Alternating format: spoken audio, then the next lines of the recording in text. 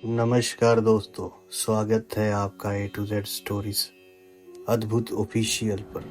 साधु संत फकीर गुरु रहबरों की सदा ही जय जयकार। बहुत समय पहले की बात है। किसी गांव में एक किसान रहता था। वे रोज सुबह में उठकर दूर झरनों से स्वच्छ पानी लेने जाया करता था। इस काम के लिए वे अपने साथ दो बड़े बड़े घड़े ले जाता था, जिन्हें वो डंडे में बांधकर अपने कंधे पर दोनों ओर लटका लेता था। उनमें से एक घड़ा कहीं से फूटा हुआ था और दूसरा एकदम सही।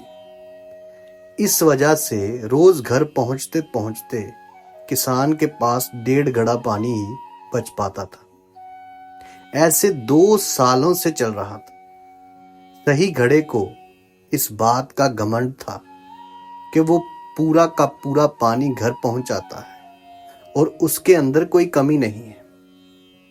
वहीं दूसरी तरफ फूटा घड़ा इस बात से शर्मिंदा रहता था कि वो आधा पानी ही घर तक पहुंचा पाता है और किसान की मेहनत बेकार चली जाती है। फूटा घड़ा ये सब सोचकर बहुत परेशान रहने लगा और एक दिन उससे रहा नहीं गया। उसने किसान से कहा, मैं खुद पर शर्मिंदा हूं और आपसे क्षमा मांगना चाहता हूं। किसान ने पूछा, क्यों? तुम किस बात से शर्मिंदा हो? शायद आप नहीं जानते, मैं एक जगह से फूटा हुआ और पिछले 2 सालों से मैं जितना पानी घर पहुंचाना चाहता था बस उसका आधा ही पहुंचा पाया। मेरे अंदर ये बहुत बड़ी कमी है और इस वजह से आपकी मेहनत बर्बाद होती रही है। फूटे घड़े ने यह बात बड़े ही दुखी होकर कही। किसान को घड़े की बात सुनकर थोड़ा दुख हुआ, पर वे बोला, कोई बात नहीं, मैं चाहता हूं कि आज लौटते वक्त तुम रास्ते में पड़ने वाले सुंदर फूलों को देखो। घड़े ने वैसा ही किया। वे रास्ते भर सुंदर फूलों को देखता है। ऐसा करने से उसकी उदासी कुछ दूर हुई, पर घर पहुंचते पहुंचते फिर उसके अंदर से आधा पानी गिर चुका था। वो फिर से मायूस हो गया और किसान से क्षमा मांगने लगा। किसान बोला, शायद तुमने ध्यान नहीं दिया, पूरे रास्ते में जितने भी फूल थे वो बस तुम्हारी तरफ ही थे, सही घड़े की तरफ एक भी फूल नहीं था। ऐसा इसलिए क्योंकि मैं हमेशा से तुम्हारे अंदर की कमी को जानता था और मैंने उसका लाभ उठाया। मैंने तुम्हारे तरफ वाले रास्ते पर रंग बिरंगे फूलों के बीज बो दिए थे। तुम रोज थोड़ा थोड़ा करके उन्हें सींचते रहे और पूरे रास्ते को इतना खूबसूरत बना दिया। आज तुम्हारी वजह से ही मैं इन फूलों को भगवान को अर्पित कर पाता और अपना घर सुंदर बना पाता।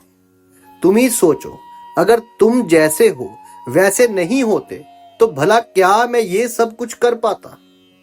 ये कहानी हमें इतना तो बताती है कि खुद को कभी मायूस मत करो, कभी भी मायूस मत करो।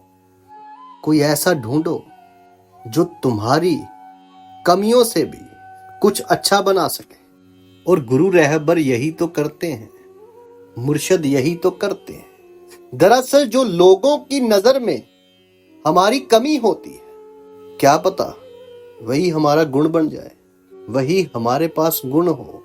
जैसे एक व्यक्ति था, वो इंसान ये सोचा करता कि मैं लोगों में घुल मिल नहीं पाता हूं, कि आखिर ऐसा क्यों। लेकिन वो अकेले रहने की वजह से ही कुछ क्रिएटिव कर पाया, कुछ ऐसा बना पाया जो दुनिया में काम आ रहा है। आप इतिहास में चले जाइए, किसी को भी देखिए, लोगों ने उन सबको मूर्ख कहा, उनमें कमियां ढूंढी, जिन्होंने आगे चलकर इंसान के लिए कुछ ना कुछ किया, इस दुनिया के लिए कुछ ना कुछ किया। आप एडिसन की बात कर लीजिए, यदि वो बल्ब ना बनाते वो हजारों बार असफल हुए। कहते हैं कि उनको लोगों ने अपने पास बिठाना भी बंद कर दिया था। वो अकेले रहते थे, उन्हें कुछ भी कोई बुलाता ही नहीं था, किसी से बात ही नहीं कर पाते थे वो, ना ही कोई उन्हें, लोग पागल कहना शुरू हो गए थे।